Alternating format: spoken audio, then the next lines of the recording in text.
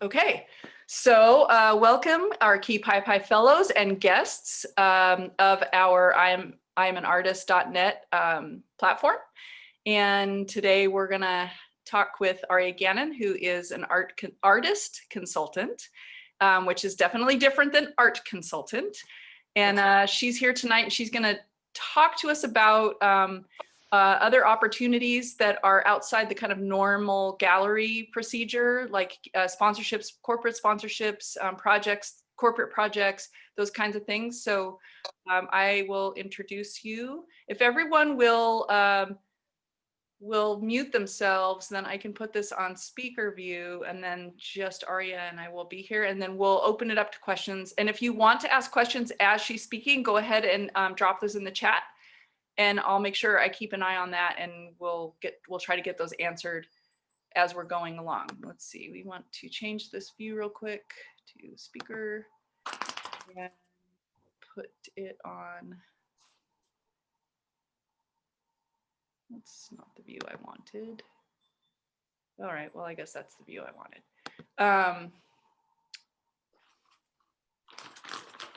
I have a very anxious and excited dog tonight. I don't know what's going on. Maybe there's some animals stirring around in the yard, but she's extra special right now. So if you hear bark or a whine, that's what's happening. Well, we can go ahead and get started. I know how you and I met we met well before, but we started working on a project together. The first project was Shia Taksuyama, and I think her story is probably a good place to start. Okay. If you want to kind of jump in and talk about that. So Shia Taksuyama is a Japanese artist. She's a sculptor. She works with paper. What I'm coming to find through my work with Japanese artists is that normally there's a lineage that transpires. Your family is board makers, and so you go on to, as time modernizes, sometimes family members will keep that particular material, but move on to the creative process with that material in a contemporary way. So Shia's family, sorry about that. Gracie, come here. Shia's family owned a paper twine company, which supplied the handles for paper bags. And so she grew up watching the production of the paper twine handles.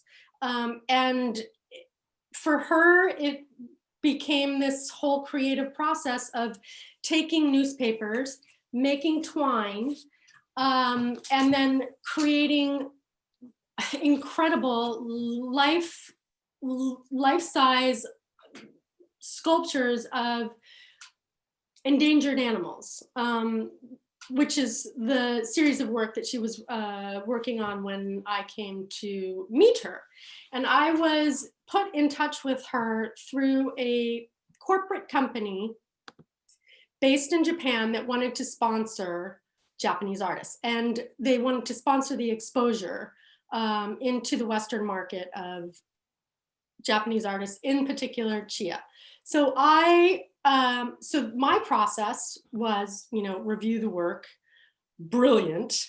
Then sort of, dive deep in with Shia about her inspirations, like really familiarize myself with who she is as an artist, the materials that she uses, and what her history has been in terms of how the work has been shown up until this point. And I came up with a game plan. And this is how I work all the time. I sort of like review the situation, where are we now, and how do we get to the next level, keeping it moving. So I reached out to Andy, and I didn't really have a particular sort of game plan in mind with regard to Chia. However, Andy, you know, as bright and as sort of visionary as she is, came up with what she was going to do with Chia, which was provide an artist in residency program and a show for Chia after the artist in residency program. And it was a beautiful, beautiful partnership. So once that came into fruition, I realized that we need a lot of newspaper for the materials for Chia to, you know, create her sculptures. And so actually I went to a couple different newspaper opportunities to develop this cross-marketing partnership. But we ended up securing the partnership with the Los Angeles Times, who gave, I don't know, do you remember how many pounds of paper it was? It was like 10,000 something. It was massive, and it was in my garage. Yes. Even after she was finished making the entire body of work, there was still so much left. Yes. Yeah. So so that was number 2 in the sort of connect the dots for this particular artist, and the way that my process sort of evolved in terms of, okay, what do we need to do here? We need exposure, we need material, we need, with the material, we gained a media partner through the LA Times. And from there, I wanted to sort of blanket from the West Coast over to the East Coast. So I, you know, took my little briefcase in hand, figuratively speaking, and went to a gallery in Chicago. And also I wanted to culminate this project in Miami during Art Basel. And so I was able to create a partnership with a gallery in Miami that showed her work for Art Basel. And also we partnered with the Epic Hotel Group, where she was able to show in the lobby of the Epic Hotel during the art fairs in December. So this whole project, however, was supported by, financially, by the company that sponsored her. And that is just one of many different variations of sort of a strategic plan that I put in place when I am looking at how to get from A to Z with an artist, and what makes the most sense in that process. It's definitely it's a strategy, and there are many partnerships, as we all know, through the development of an artist's career, and you know, those milestones. So so each individual project has its own life with regard to the strategic plan. It's a process that takes a lot of, you know, sort of thoughtful planning and digging into the I'm very grateful for this, my vast database of incredible people who work in the industry of the art world, as well as outside. I try to look at it from a very holistic perspective, of knowing that we all are connected and we're all supporting each other. And the arts, especially through times of instability and uncertainty, carry voices of so many different communities, and it's an incredibly important part of our community to support. So so that's the story of Shia Taksuyama and the story of my first big project with Andy. So. And I think that was, I probably should also mention that every single piece that she made in that residency through our Moa Cedar art residency was sold through that project. Yeah. So yeah, between the Art Basel and the hotel, and I mean, and of course she got so much press. Yeah. It was crazy, and yeah, every piece sold. Yeah, she got a lot of press, but interestingly, the LA Times, they came on as a media partner, but they were not the end all be all. What happened was we created a video, sort of a promotional of just Shia doing her work and the story about her inspiration, and it went viral. I put it on my YouTube channel, and from there, Board Panda, Vice Media. I mean, it went viral, and that was a very welcome addition to the project. It was a happy, unexpected experience. But it also was, this was what, 2015? Was that 14? 15, yeah. So it was a point where I realized YouTube is extraordinarily influential in terms of like when somebody's Googling an artist or a type of work or newspaper or the keywords, because that is how this particular video sort of blew through the wind on an international level. And you can do the analytics on the YouTube channel, so you can see in what country who's watching and what the demographics are, male to female, or like it gives you so many opportunities to sort of understand who this this growing audience is. So that was a wonderful addition to that project. And you have other artists that you work with that have had corporate sponsorships before. You want to talk about that? Yeah, so that's just one of the things that I always sort of put down as a goal, because I know that those sort of sponsorships, or I call them partnerships, really cross-marketing opportunities, are there, and so I sort of include it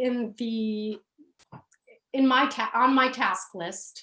And I make sure that the packages that the artists that we put together speak to the potential partners, corporate partners, so that they fully understand, why it would behoove them to partner and support the creative endeavors of the artist community. But when I go in my planning process, I have different categories of corporate sponsors. Automobile, for example, if I have an artist who's working with metal, they could partner with, say, Audi, and because Audi they all have a big presence at these art fairs, and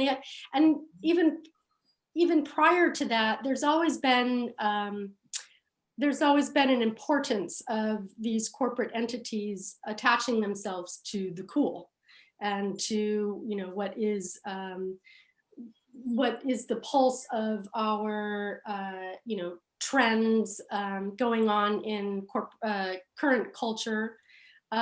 So I will categorize the potential corporate sponsors in that way, sort of like hospitality, automobile companies. It depends on what sort of material the artist is working with, and or what their work speaks of. But it's always something that I pursue when I am working on a project. So how can you give some of the artists advice on, like, what would be kind of not a how-to, but what would be a way for them to think in terms of, and I know you just mentioned this, like if the artist is working in metal and you think about what corporations would be interested in sponsoring that work, but how would an artist go about pursuing a sponsorship? I think that, I think that in the development of the package, your pitch, that's sort of, we have a formula there. We get the trifold. We have your artist bio. You have that's the meat and potatoes of what you have there. So you already have the material.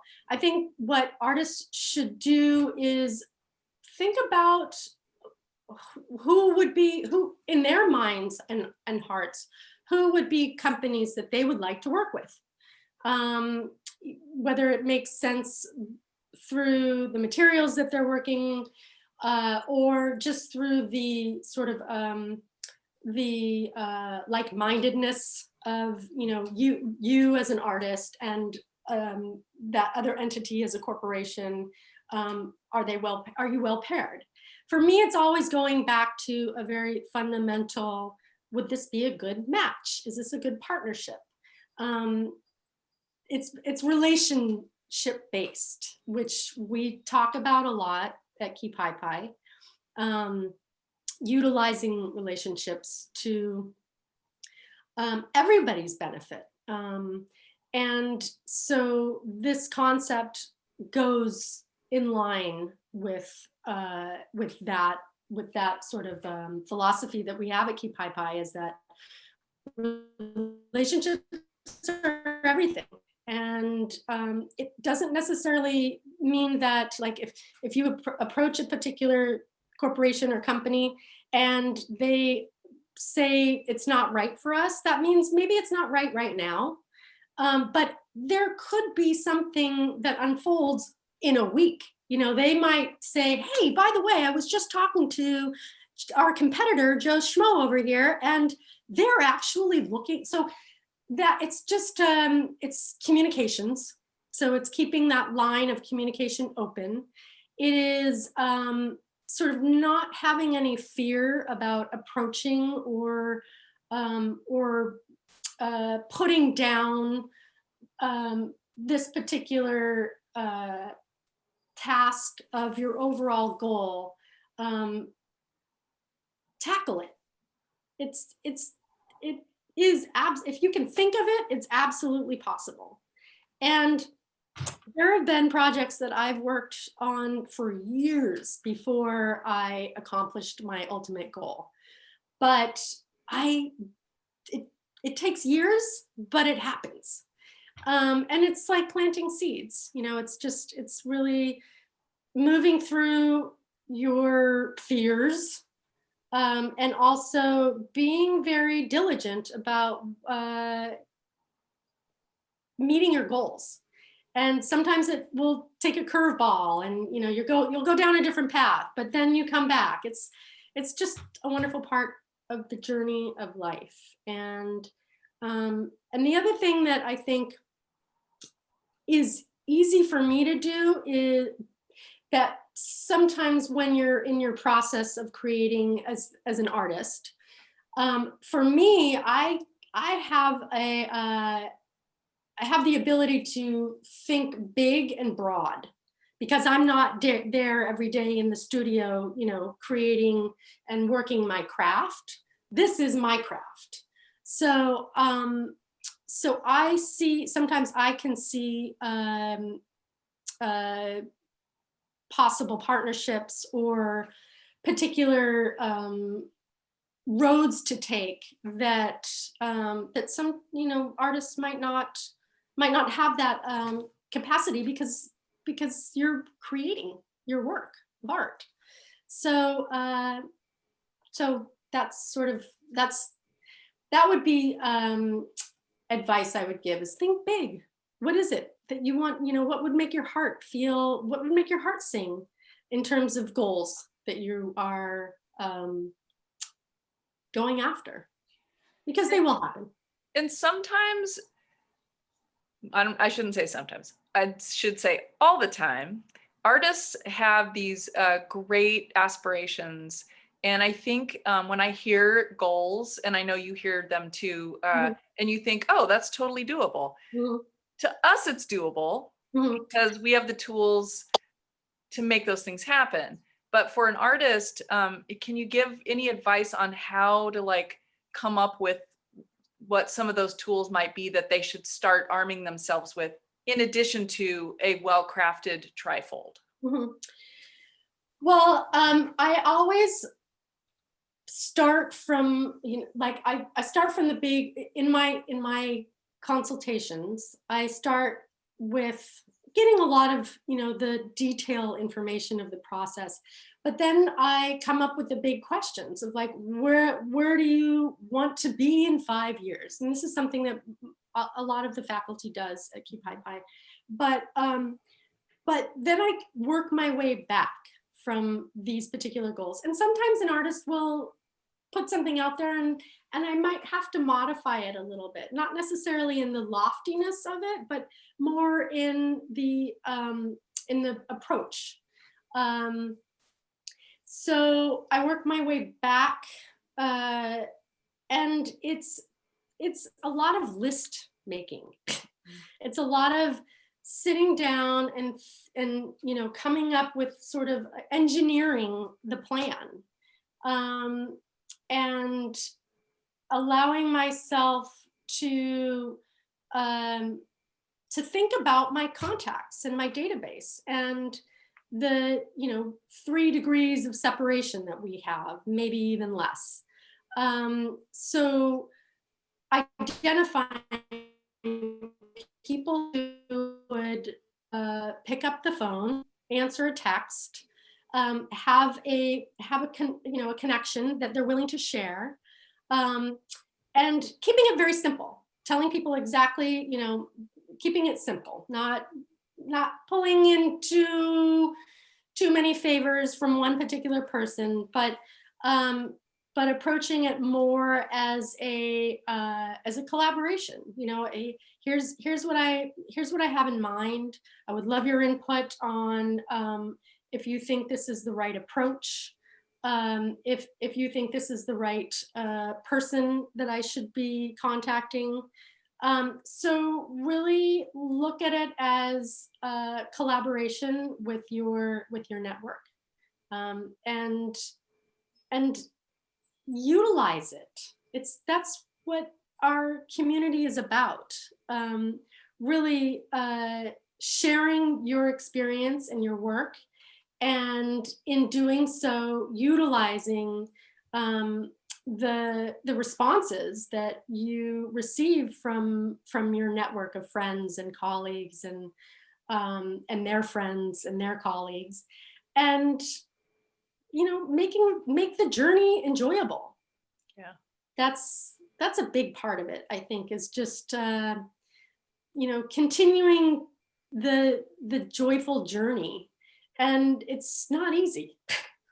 That is not easy, especially under the current circumstances, and how we feel. You know, many of us feel very isolated through this process. But um, but the fact of the matter is that we are continuing on. You know, I thought for a minute that the whole art world was just going to, you know, Implode. yes. which had me in a state of complete and utter paralysis for a little while. But then I went out and I gardened a lot, and I kept very, very physically busy, and came to realize that we're just shifting. Everything is just shifting. The world is to a different sort of medium of communication, as well as medium of work. So, the ether is becoming something that we can all use to create a tangible outcome. And I love what you said about, doing things that give you joy. Of course, think about how much easier it is to produce a product and produce a collaboration that has joy in it, right? Like, so if it's so difficult to do and you're fighting it the whole way, it's not likely that there's going to be success at the end. And if there is, it's not going to be the success that you find joy in and that you're proud of, and that you wake up the next day and say, I can't wait to do this again. Yeah. Right? So well, yes. If you're choosing the hard road to get to that thing that you want, you're probably not doing the right thing. Yes. I think there is I think there's a benefit to working through challenges, especially in relationships, working relationships. But mostly I find that that's mostly a process to learn about ourselves, and understand, boundaries for us as individuals and as artists. There's so much, you're exposing your the fiber of your being when you are presenting your work. And so if you're challenged in particular relationships or responses, I would only hope that you find knowledge of yourself through that process. And I am, maybe annoyingly so, a very positive person. I'm always like, well, all right, let's look at the bright side of things. And not everybody has that same sentiment, and that's okay. We all have our process. This is just what I find works for me and how I choose to live my life and work in my life. And so we all have to find our own sort of groove in that process. But I find joy in life, and I find immense validation in my work. I think that the community and the industry that I work in I'm so lucky. I am so lucky. Every day I'm still finding, joy in the whole process, and challenges too. But that's just something that I have come to at this point in my life, realize that the challenges are positive. They are going to sort of smooth out some rough edges that I have, and I'm constantly learning about myself and how I can do better and perfect my craft. So yes, finding joy. Do you want to talk about the Japanese window project? Oh, windowology. Yes. Oh, that. So I recently was doing some projects with an organization called Japan House. And Japan House is an initiative by the Japanese Ministry of Foreign Affairs. And they are funding 3 cultural sites around it. One is, it's global. One is based in Los Angeles, one in London, and one in Sao Paulo, Brazil. And the mission is to present Japanese art and culture, really to garner business and to expose sort of innovation and technology and history and, the Japanese beautiful ability to attention to detail and craft. It's phenomenal. And one of the projects I worked on was I think it's coming down, but there was an exhibition that was never opened to the public because Japan House can't open. They're running under the guidelines of museums, so they're not opening their doors to the public. However, all of the material and the whole exhibition was shipped and installed into the site in Los Angeles, Hollywood and Highland, and the concept was of Japanese windows and windows in general, how they have affected history, how they affect architecture, design,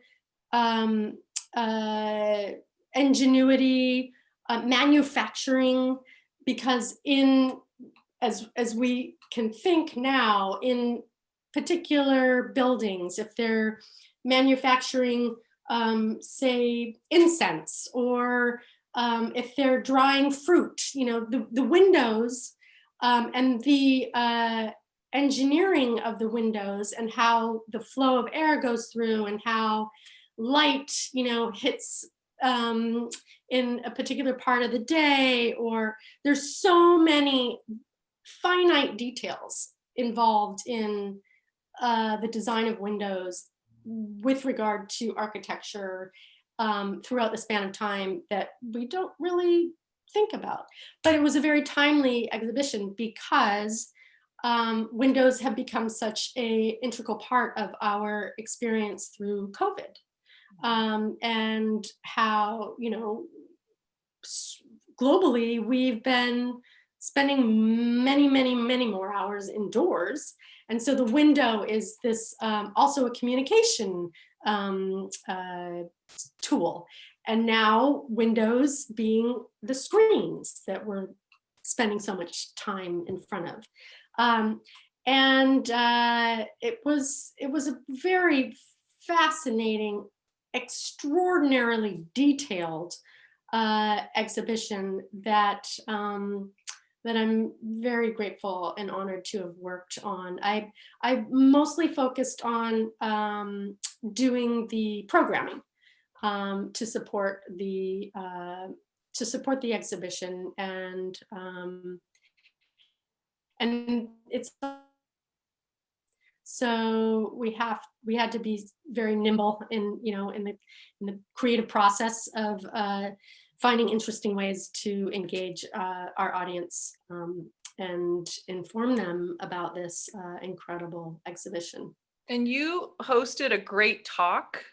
Is that recorded anywhere that people can see? Yeah, that can be found on the Japan House website, and I will just I'll put that on our conversation, and we can put it on the Kipaipai Facebook page. Yeah, because I know there are quite a few comments in here that said that they enjoyed the talk, but I think there's a few people here that didn't get to see. Yeah, that was a wonderful panel that I was able to secure. Fiona Wilson, who is the Asia Bureau Chief of Monocle magazine, she moderated, and we had this phenomenal architect, Japanese-American architect, Takashi Yanai, and he was in conversation with Igarashi Taro, who was the director of the exhibition, as well as I think he's the sort of one of the head of the Window Research Institute, which is actually an organization in Japan that came to be after the tsunami, and how at that point in Japan, after the tsunami and that major tragedy, they were observing how the community and the nation was interacting with windows. And so that was sort of the initiation of the Window Research Institute and the incredibly in-depth research done on all aspects of windows. Historically, how windows have affected our language, how it's implemented into, sort of the metaphors that we use when we're talking about visions, or windows come into play in so many different ways. So yes, I would highly recommend you when you have an opportunity to watch that discussion. It was really fascinating. And there is a lot of the research documents available to us with regard to Windowology, the exhibition. All of the research documents that have been compiled are available online as well. So I'll put all that information up. Sweet, thank you. Totally appreciate that. Does anyone have any questions? I know you do, and that can be more specific for Aria.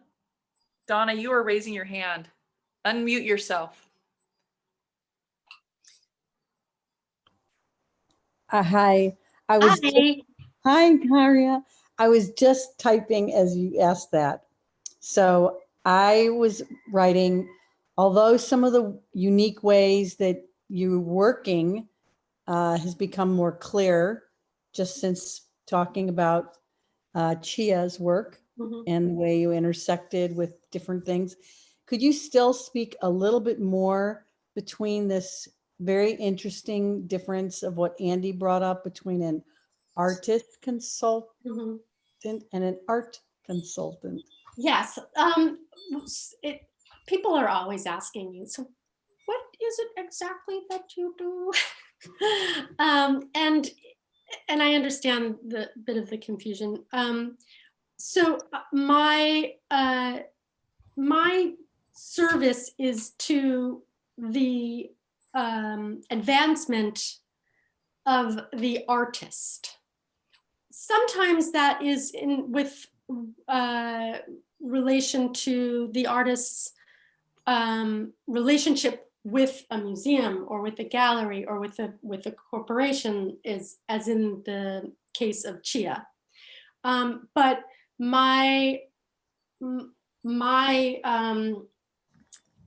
what I'm doing is looking at the strategic plan to support the advancement of the artist or the artist team. And that is that the way that I work through that is pulling in my experience and my knowledge of on a global level of different institutions, different journalists, international gallerists, independent curators. It's so very independent. Each project is so very just like we are. It's a very individual and independent process. But and there is somewhat of a formula for me in that I implement, communications. And I implement the strategic plan and design for that process of the advancement of the artists and their career and their work being exposed. So so exposure is a big part of it. Where the placement of the work will garner the best exposure for that particular series of work or for that one piece. It's just also very individual. But I guess a blanket statement would be that I work to support the advancement of an artist's career. Whereas an art consultant usually is working for a client to purchase art or to consult on the purchase of art. So even though art purchasing might be in there, that's not the focus of what you do. It's the artist's career as a whole that you're mostly focused on, right? Correct. Okay. Correct. I work with art consultants who are, acquiring pieces for corporate collections or private collections.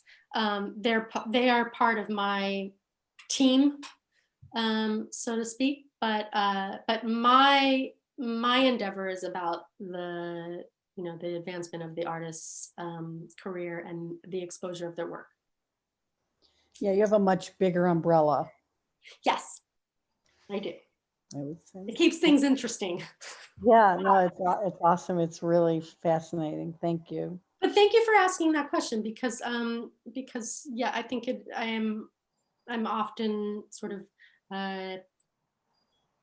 misunderstood in some ways about the services that I provide and what it is that I do on a daily basis in relation to my projects. So. And Aria, you worked with one of the Kipaipai artists. I forget his name, but he's there. Michael Shoemaker. Michael, yeah.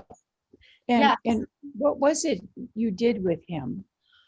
So Michael, he's so interesting. I just spoke with him today, actually. I was hoping he was going to be able to come on. He has dedicated his creative endeavors to monumental sculptures. He does have he has a property on the Big Island where he is creating a sculpture garden. And he also has pieces that are public art. He has a piece in Denver. There is a sculpture garden in Pennsylvania, Jersey. It's right on the border, called Grounds for Sculpture. It's a wonderful, wonderful site. And so my tasks for him were to really broaden the exposure to him in terms of introducing him to potential public art site opportunities as well as museum curators. And I really love to work with mid-sized museums across the nation. I think that they're wonderfully open and maybe sometimes less beholden to the board of directors or a lot of sort of the bureaucratic entities that often tie up a lot of the movement forward for securing placing work at different sites. But with regard to Michael Shoemaker, my efforts are mostly about exposure and presenting his work and his as a legacy project, really. So. And was that similar or different from the work you did with the artist? Shia? It's Maya Ando. Oh, Mia Ando. Yeah. Yeah. Ando. Well, it's not necessarily. It is all. I mean, I always kind of have I come up with a game plan dependent on what the artist wants to take place. and also what I think is the right direction for the artist. Because again, sometimes an artist will say, you know, I want to be, you know, at the National Gallery.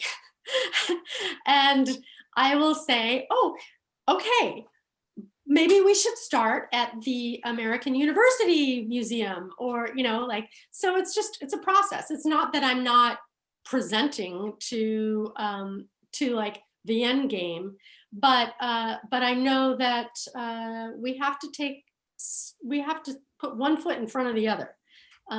And so with Mia, her work is, she does have very large scale work, but she also has smaller scale work. So that opens up a lot of additional doors for consideration to exhibit her work. And she's got a very interesting sort of skater girl, like her whole, you know, I look at the personality of the artists as well, because that does come out in the work. But then for me, I'm thinking, how can I connect not only the work and get the work exposure, but so often I find that that people, when they connect with work, they want to know who the artist is, and vice versa. Sometimes when you meet the artist, you want to see their whole body of work because you find them so interesting.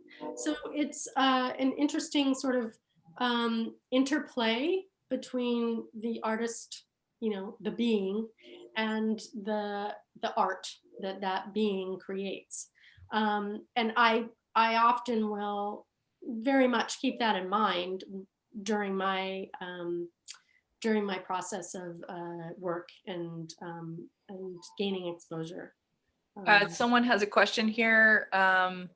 They want to know, what is your biggest advice to artists representing themselves, and how do you pick an artist that you work with?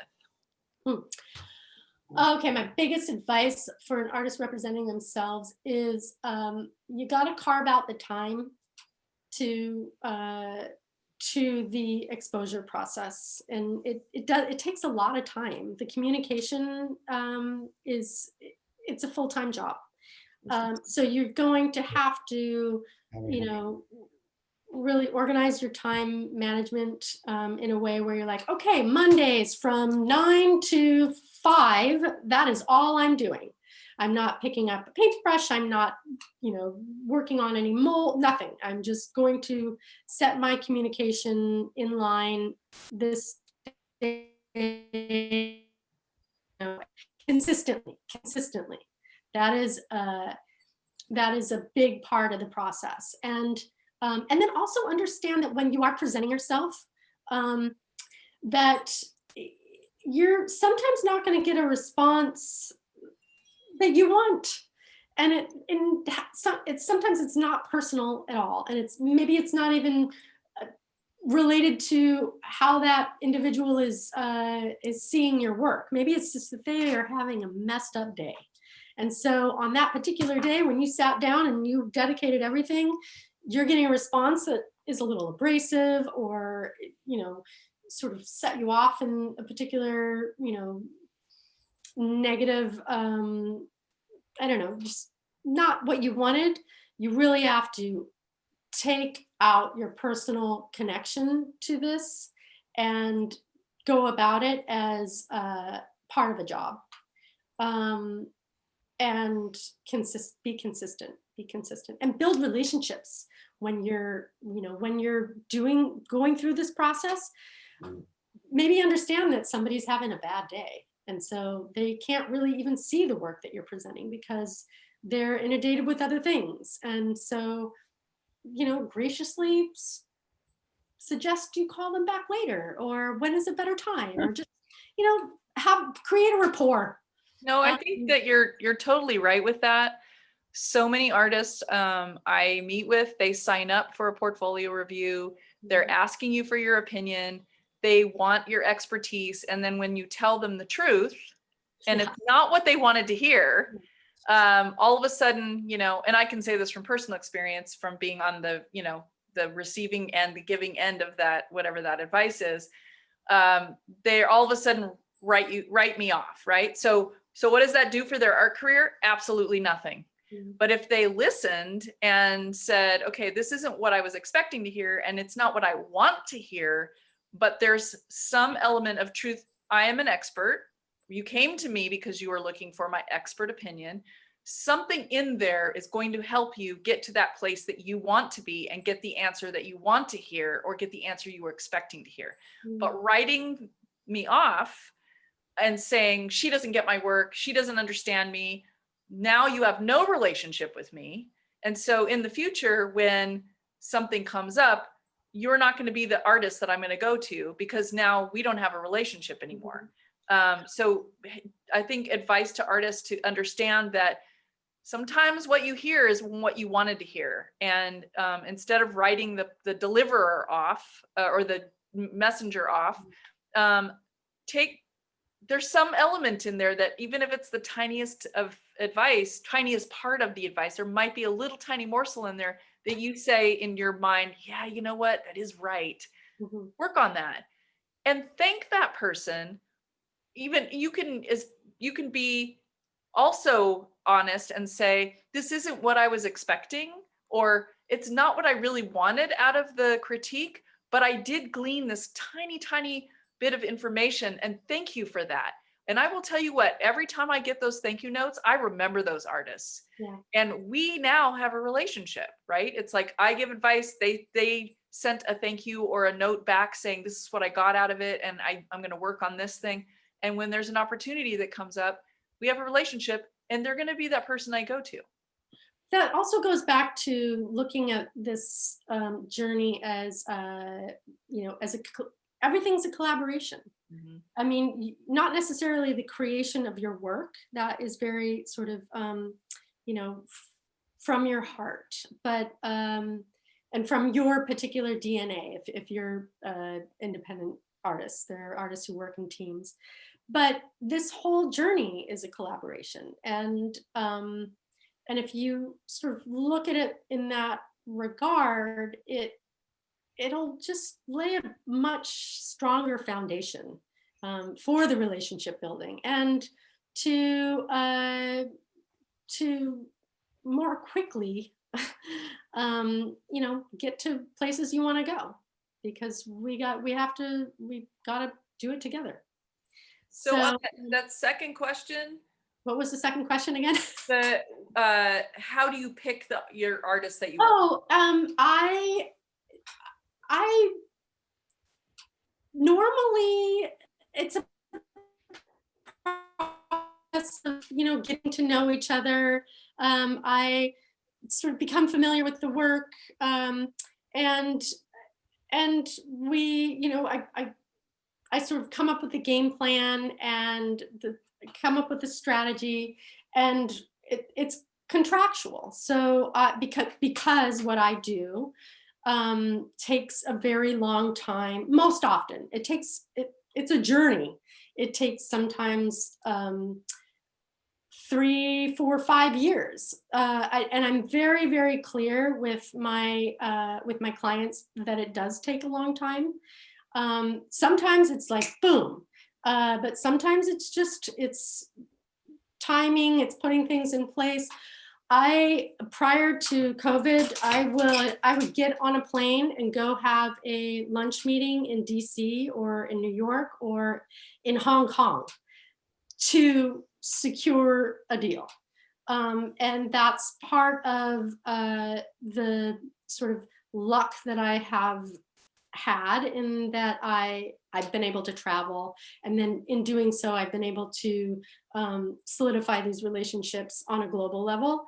But that's something that I knew, if I want to get to this particular place, I've got to be willing to do what it takes.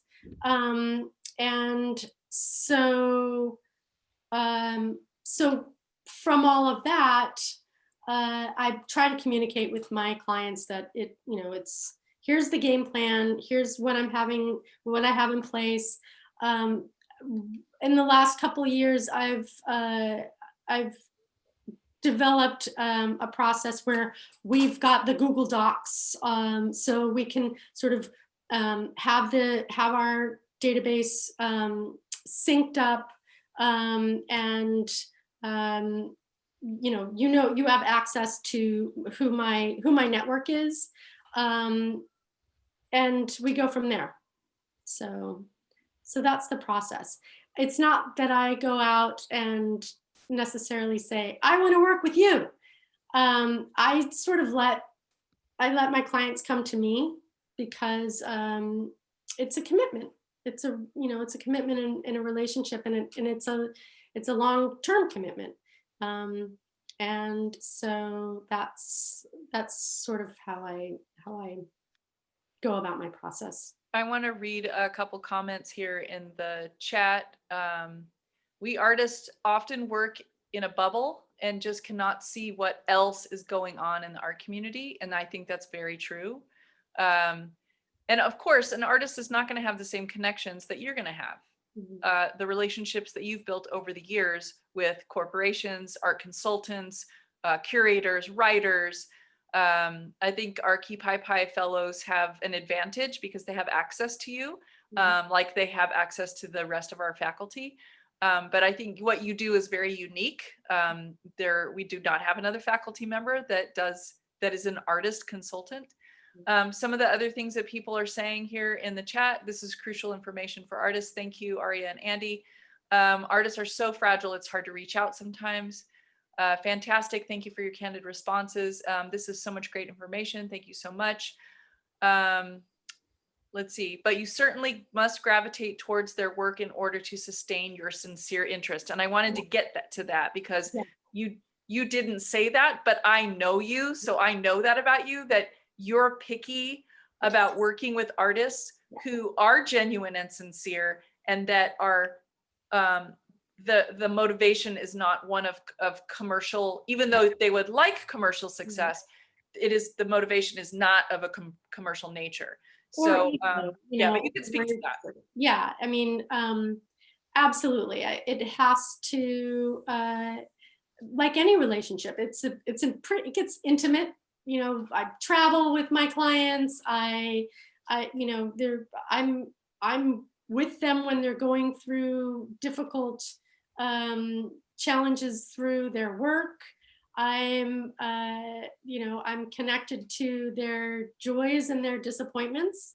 And so it definitely has to be we have to have a solid communication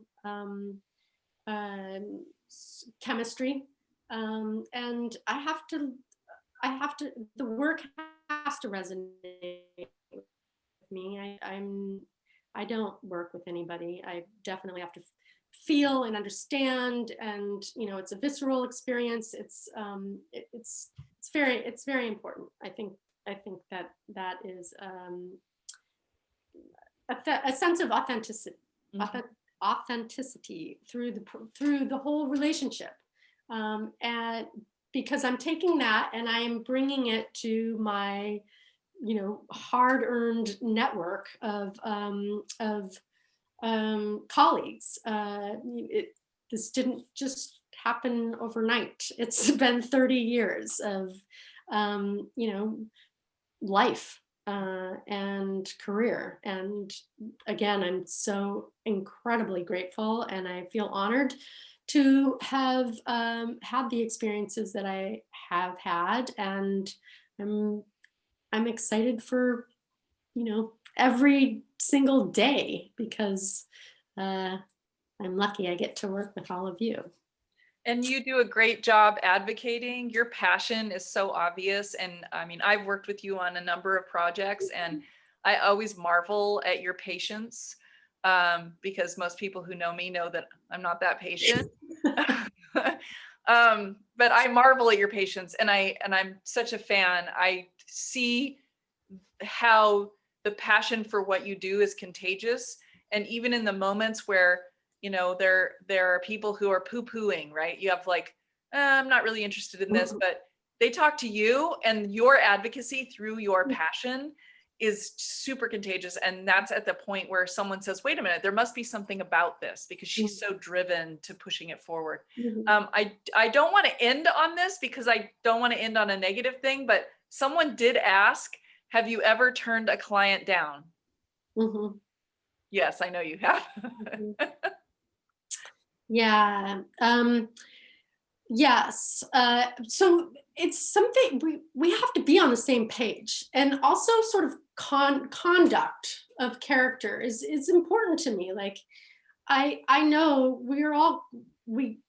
at any given point we go through different stresses in life, but I'm showing up in the best way that I can with the highest level of integrity that I can, because I'm representing the work, the artist, myself, my career. So that has been, I've had a couple heartbreaking experiences where it just sort of crumbled. And I've come to a place where it's a process. I don't just jump on board like, yes. I'm like, okay, who are you? How are you going? Are you really ready for what you're asking for? Because sometimes people want particular, big exposure and, big sales and having to produce a lot, but they're not quite there. And that's okay. We all have our own sort of tempo in which we evolve, but it's really important to have your head together. For me, I want to focus on my job and exposing the work. I don't want to. That's where I like to. You don't want to be a babysitter? I mean, babysitter is a very mild, like, okay, intense therapist, like, crisis management. That's not what my job is. My job is to, take this project in a particular direction. And sure, there are going to be hiccups, and, there are going to be moments where we have to like get through challenges, but I need people to be very solid on their feet to maneuver through, and mostly really understand that like the level of exposure that can happen at a very quick pace sometimes it can rock people. And so at this juncture in my career, I'm aware of that, and I'm very particular about sort of the headspace of and the sort of psychological place that are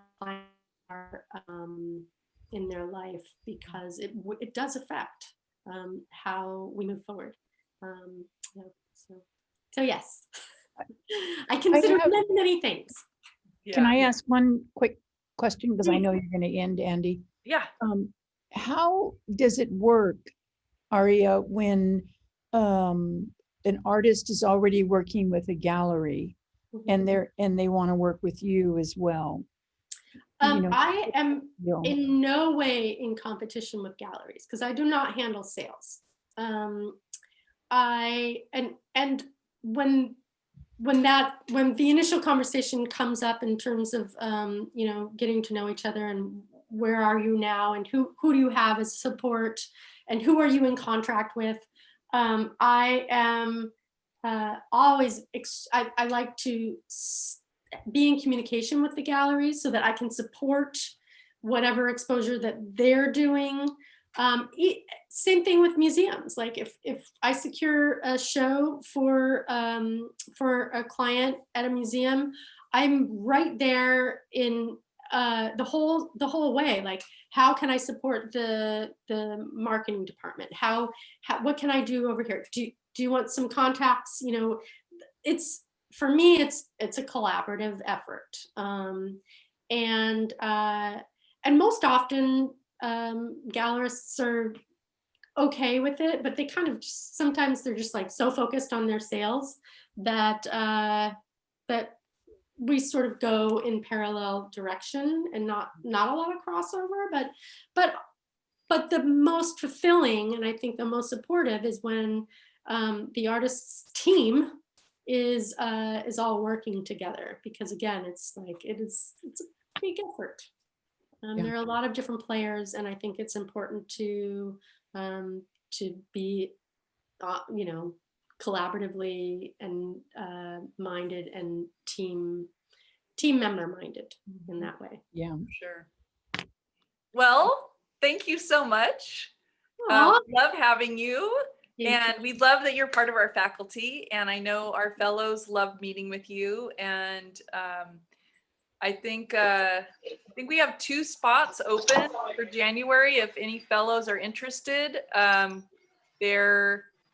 We had 2 people drop out at the last minute. So if anybody wants to join the January, let's see, I think it's 29, 30, 31 workshop, you'll be able to meet with Aria on a one-on-one basis, and you can pick her brain on your own personal interests. And also, I think Betty's here on board too. She's also going to be a faculty member at the end of the month, and Mike O'Connor as well. So thank you again, Aria. We love you.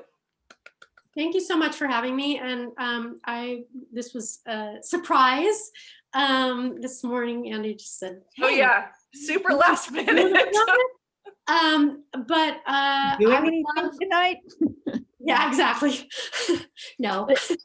I just want to say it's my first time meeting you and hearing you, and I'm very inspired. It's something I think about, some of the things you've mentioned, and you're someone willing to be out there. It gives us a lot of hope and example, and just example, a model, so thank you. This has been great. Andy, you guys, this was great. Well, I'll come back anytime, Andy. Okay. Continue the Yeah, we'll have conversation. another conversation. Yes, for yes, sure. I would Yeah. love that. And thank you all for listening. And please feel free to reach out. Some of these questions that are coming in the chat, I'm not getting to, but I would love to, have correspond with everybody. So please feel free to reach out. We have a Kipaipai contact database, right? We do. Yes. Okay. Yeah. So everybody can reach me on that. Yeah. Get my contact information. Actually, yeah, we do.